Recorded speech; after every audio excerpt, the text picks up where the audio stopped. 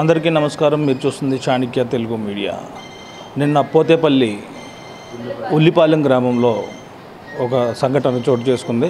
అయితే భారీగా ఇరు వర్గాలు భారీగా తగాదా పడటం జరిగింది. ఈ తగాదాలో ఎవరైతే గతంలో బ్యానర్ చింపారంటూ ఒక అర్ధరాత్రి పూట ఒక యువకుడిని హాస్పిటల్లో జాయిన్ చేసి అంత హడావిడి జరిగిందో దానికే కంటిన్యూషన్గా ఈ రోజున నిన్న అదే పరిస్థితిలో అదే చోట మళ్ళీ ఘర్షణ జరగడం జరిగింది. ఘర్షణలో ఇరు వర్గాలకి గాయాలు అవడం జరిగింది. ప్రభుత్వ ఆసుపత్రి తీసుకురావడం జరిగింది. అయితే ఒక వర్గాన్ని మాత్రం విజయవాడ పంపించి రిఫరల్ చేసి అసలు దెబ్బలు తగిలి తలకాయలు పగిలిన వ్యక్తులు మాత్రం ఇక్కడ కనీసం జాయిన్ చేసుకోకుండా కుట్లు వేసి మీకు డిశ్చార్జ్ ఇచ్చేసాం ఇంటికి వెళ్ళిపోమంటంతో వాళ్ళకి పూర్తిగా అస్వస్థత, ఒంట్లో బాగోని కళ్ళు తిరుగుతున్న పరిస్థితుల్లో వాళ్ళు వచ్చి వాళ్ళే ఎంఎస్ వార్డులో మంచం మీద పడుకుని వాళ్ళకి ఎటువంటి జాయినింగ్ లేదు, ఏమి లేదు. డాక్టర్ అయితే నీకు ఎటువంటి ఇది లేదు, నువ్వు ఇక్కడ నీకేం పర్వాలేదు, నువ్వు వెళ్ళిపోవచ్చు అని చెప్పడంతో ఏం చేయాలో తెలియక నిన్న తల తిరిగిపోతూ కళ్ళు బయర్లు గమ్ముతున్న పరిస్థితిలో కుటుంబీకుల సాయంతో ఎంఎస్ వార్డులోకి వచ్చి ఎంఎస్ వార్డులో ఇక్కడ రెస్ట్ తీసుకోవడం జరిగింది. ఇప్పటికీ కూడా వాళ్ళకి జాయినింగ్ లేదు, ఏమీ లేదు. దెబ్బలు తగిలి ఇలా క్షతగాత్రులై ఉన్నారు. కనీసం ఒక చిన్న ఇంజెక్షన్ కానీ ఒక చిన్న మందు బిళ్ళ ఇచ్చిన పాపానికి కూడా లేదని చెప్పేసి బాధితులు చెప్పడం అయితే జరుగుతుంది. అది ఏం జరిగిందన్న విషయాన్ని వారి నోటితోనే అడిగి తెలుసుకునే ప్రయత్నం చేద్దాం. చెప్పు, అసలు ఏం జరిగిందమ్మా? నిన్న సాయంత్రం పొద్దుపల్లి పంచాయతీ ఉల్లిపాలెంలో నేను మా బామ్మర్ది అక్కడ నుంచుని ఉంటే ముగ్గురు వచ్చారండి. ముగ్గురు ఎవరెవరంటే భాను అనే కుర్రాడు, మణికంఠ అనే కుర్రాడు, హరి అనే కుర్రాడు, వాళ్ళ బామ్మర్ది. ఇలా ముగ్గురు కలిసి వచ్చారు. వచ్చి బండి దిగాడు. వెనకాలని భాను దిగి ఎక్కడి నుంచి వెళ్ళిపో అన్నాడు. ఏంటన్నా సమరం దగ్గరికి వెళ్తున్నాను, నేను వెళ్ళిపోతాం ఏంటన్నా. ఒక్కడు బీగాడు చెంప మీద బేగంగానే మా తమ్ముడు చూసి మా తమ్ముడు పరిగెత్తుకుంటూ వచ్చాడు. వచ్చి ఏంటన్నా కొట్టారు, దేనికి కొట్టారంటే కొడతాం రా ఏంటి ఇప్పుడు అన్నాడు. అనగానే మా తమ్ముడు దోశాడు. ఆగరని ఎవరని చూస్తామని చెప్పేసి వెళ్ళిపోయి గుడి దగ్గర ఉంటే మా తమ్ముడు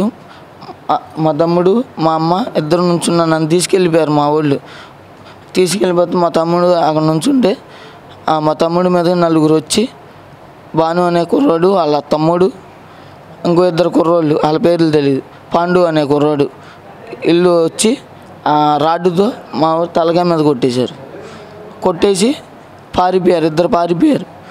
ఇద్దరు దొరికారు. మీకు ఎన్ని కుట్లు పడినాయి అండి? 7 కుట్లు అండి. 7 కుట్లు పడినాయి.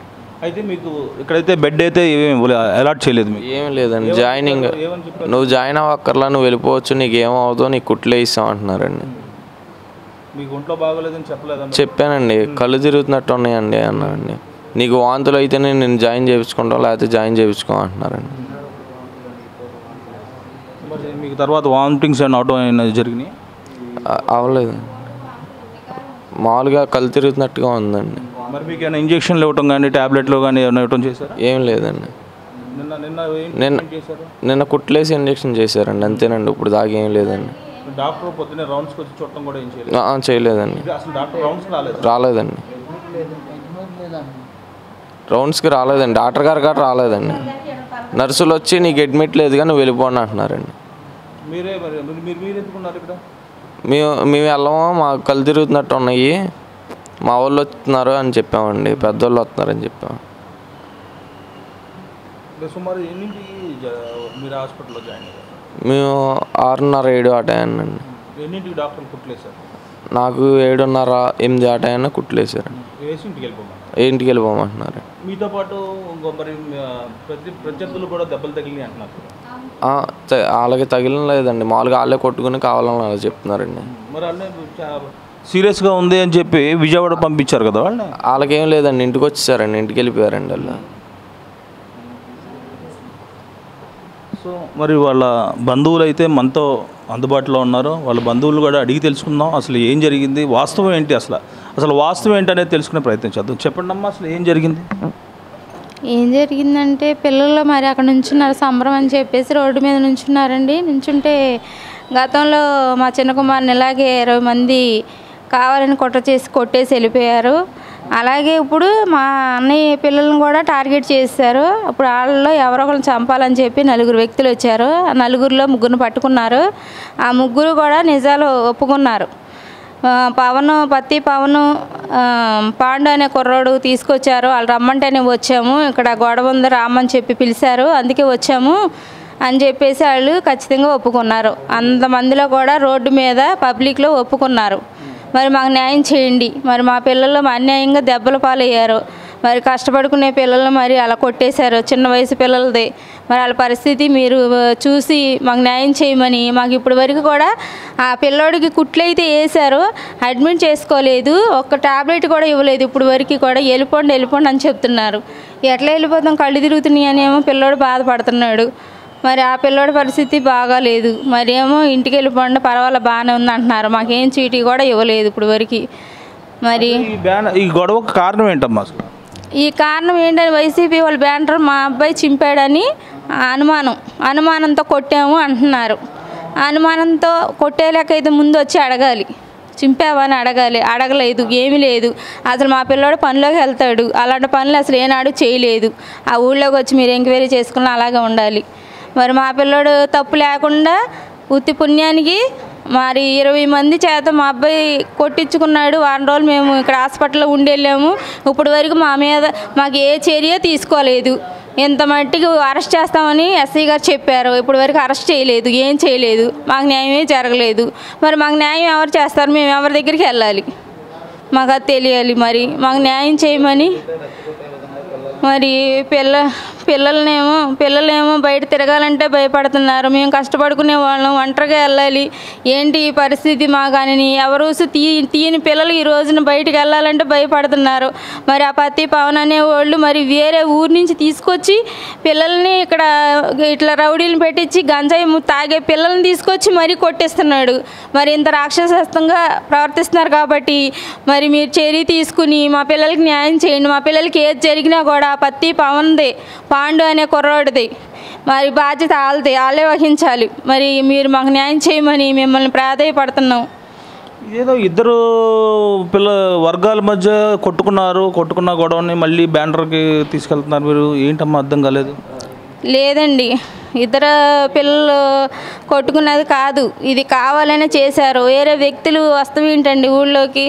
మరి ఎప్పుడు సంబరం బాగానే జరుగుతుంది, ఎప్పుడు గొడవలు లేవు, ఏమీ లేవు. మరి సంబరం దగ్గర కూడా వీళ్ళు అసలు ఇంకా వెళ్ళకుండానే ఇటు రోడ్ల మీద జరిగింది ఇది. మరి ఎందుకు జరిగిందని ఇప్పుడు వెనకాల నుంచి వచ్చి రాడ్లు పెట్టి కొట్టాల్సిన పని ఏంటి? వస్తమే అసలు అక్కడ ఏది గొడవ లేదు. మరి పిల్లలను కొట్టేసి మరి వెళ్ళారు. మరి దేనికి అనేది ఏంటనేది మరి ఎంక్వైరీ చేయాలి. మరి మాకు న్యాయం జరగాలి. ఇదే పని మళ్ళీ